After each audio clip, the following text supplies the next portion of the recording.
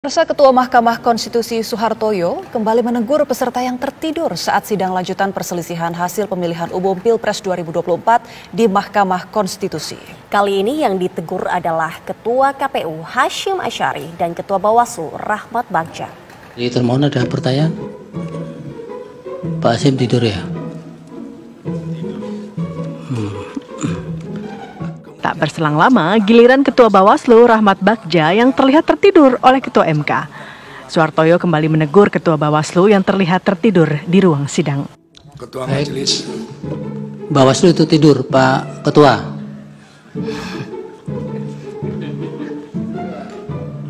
Mau bertanya tidak?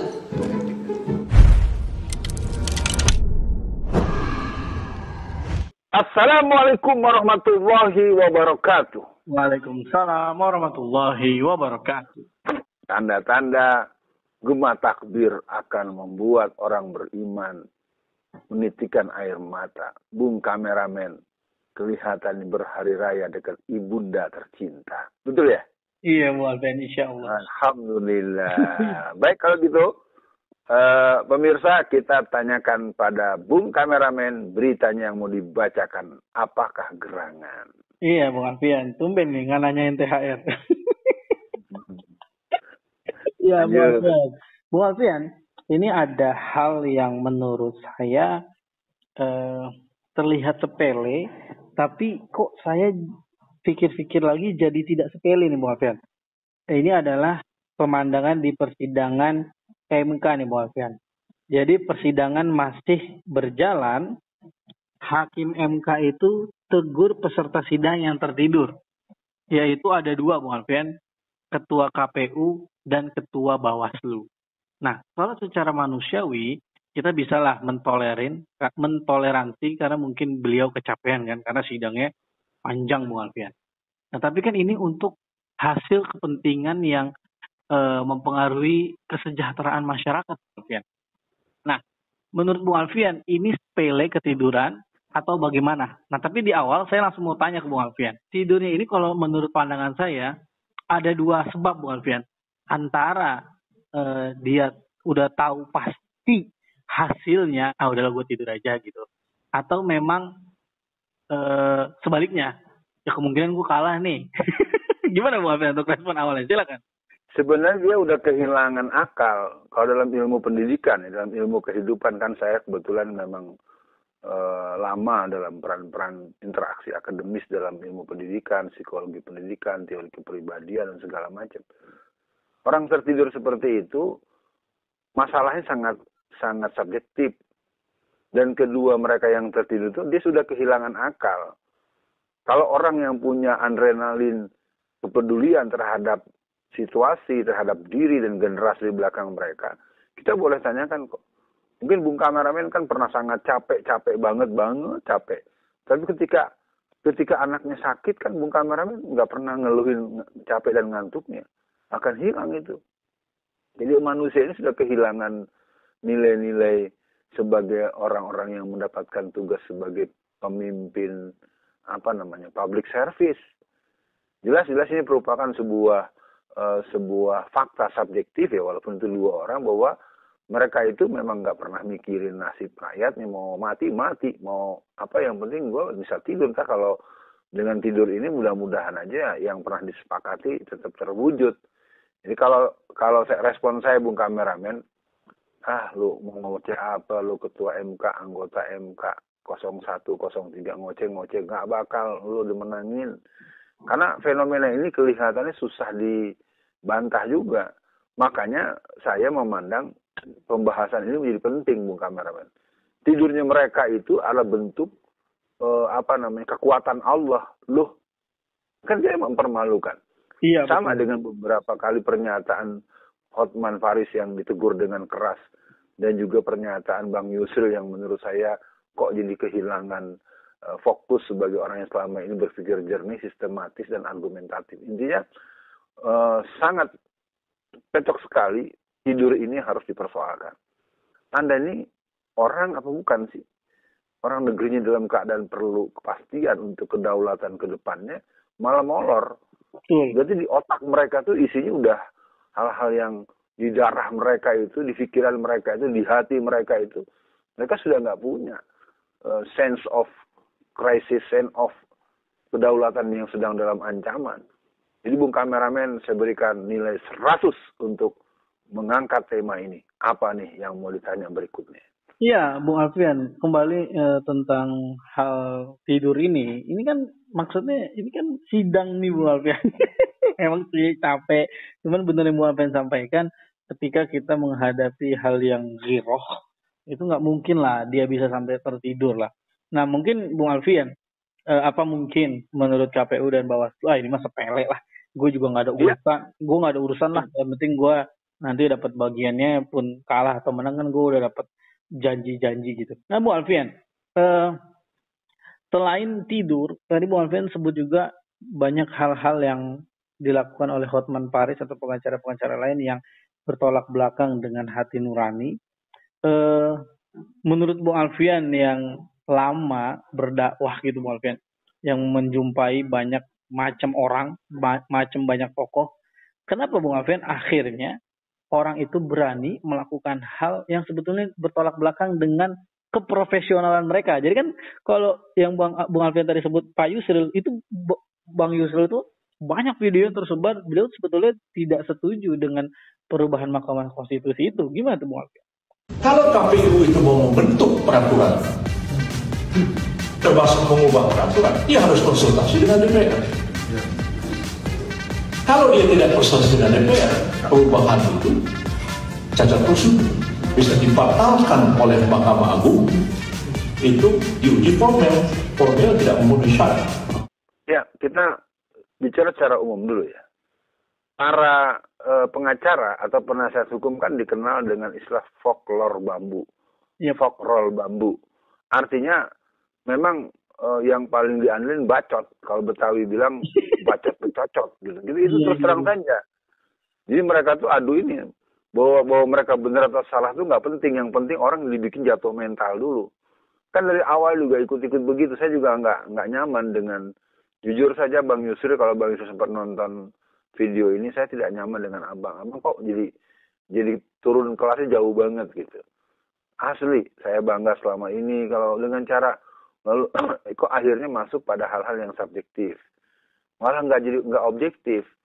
Ya artinya kembali kepada Bung Kameramen dengan pertanyaan tadi, inilah watak asli daripada aparat keparat kita. Kan mereka itu kan adalah penasihat hukum, jaksa, hakim, polisi. Itu berempat itu sebenarnya mereka punya posisi yang setara, merendah, berdiri sama tinggi. Cuman yang kesian memang selama ini adalah pengacara. Untuk kasus-kasus tertentu kan pengacara suka diusir, nggak boleh masuk, digebukin, dipersekusi. Kan kalau kita lihat begitu.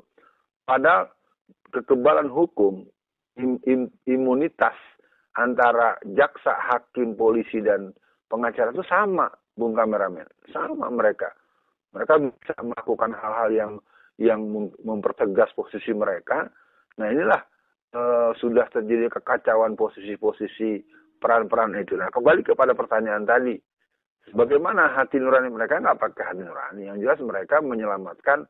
Kalau untuk kasus ini mereka tidak bicara honor, dia menyelamatkan nasib mereka ke depan. Karena kan kita semua tahu nama-nama itu tercantum dalam orang-orang yang ada dalam berbagai bisnis-bisnis pertambangan yang miliar dan triliunan. Sekali lagi, Bung Kameramen, saya acung jempol dan memberikan nilai 100, sudah 2 kali sudah ngomong, kalau di kampus itu nilainya A, IPK 4,0. Tapi persoalannya sekarang bagaimana Bung Kameramen di hari-hari persidangan, apalagi tanggal 5 ya, rencananya tanggal 5 bulan April, akan mendatangkan 4 orang menteri dan 1 orang dari DKPP, dan 03 sudah sangat serius sekali untuk memanggil Kapolri, dan itu sudah dinyatakan terbuka. Dan kemudian juga ada pandangan yang sangat masuk akal ya, Bapak Ferry Amsari, seorang dokter tata negara dari Sumatera Barat, dari UNAN, dia malah mempertegas harus memanggil orang yang bernama Jokowi.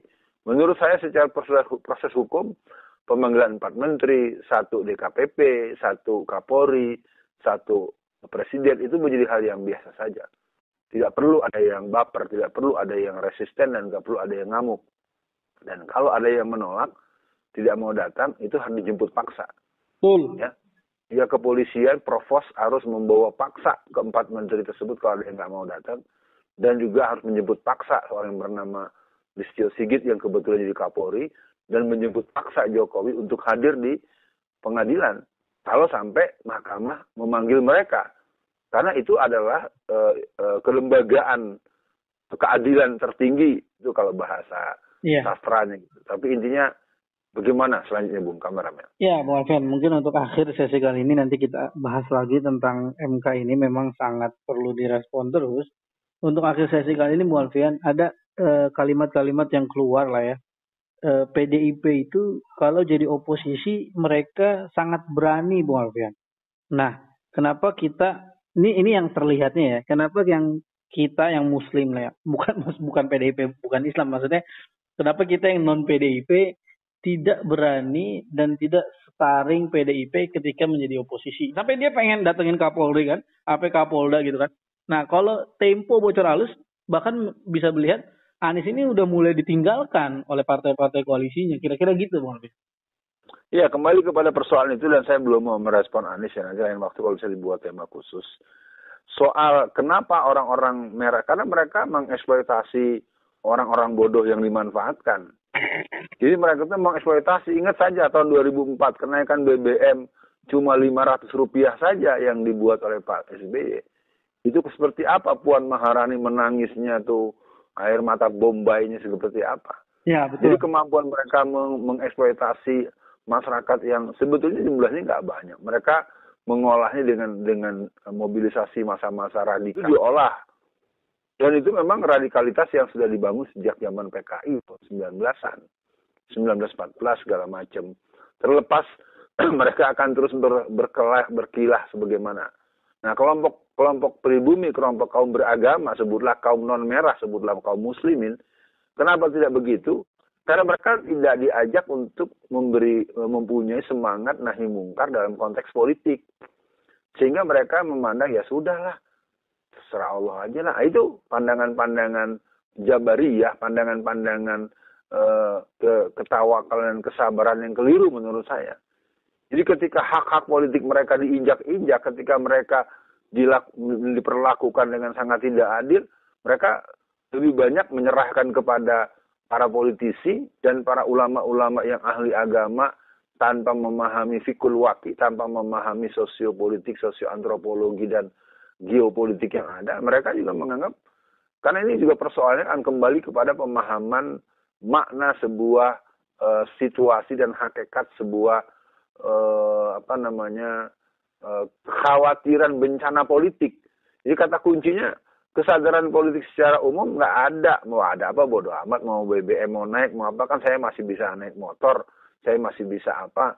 Nah, jadi artinya daya militansi, daya belanya jangan dipertanyakan kepada masyarakat. Pemimpinnya, ulama-ulamanya, saya ingin katakan saya yang bergaul banyak dengan orang-orang yang konon punya ilmu agamanya sampai selesai belajarnya, mereka tidak menunjukkan bentuk-bentuk perlawanan. Nah, ulama-ulama pejuang itu tidak akan lahir di majelis ilmu yang dari majelis ke majelis. Dia harus terlibat dengan persoalan masyarakat di lapangan. Yep. Maka orang yang cuma ngajar dari kelas ke kelas, dari majelis-majelis itu nggak akan punya nilai, nggak akan ditakuti. Berbeda dengan Buya Hamka, berbeda dengan Agus Salim, berbeda dengan ulama-ulama yang memang ahli agama, dan mereka juga ahli politik, ahli perang. Yang mana ini sekarang semakin hari semakin berkurang.